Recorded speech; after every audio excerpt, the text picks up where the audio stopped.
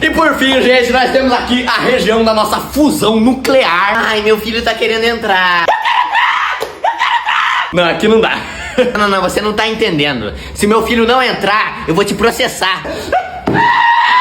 Aqui precisa de 185 mestrado e 42 doutorado pelo menos pra entrar. Qual que é o nome dele, mãe? É Moano. Moano, o negócio é o seguinte, chorar é normal. Eu torço pro Fluminense. Eu quero entrar!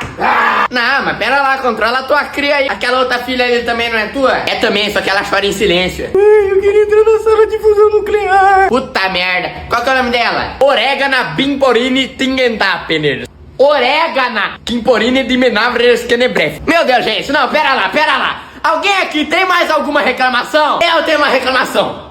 Não deixaram entrar com o meu cachorro. Meu Deus, isso aqui é uma usina nuclear. Quer saber? Entra a Orégana, entra Moano, eu me demito. Opa!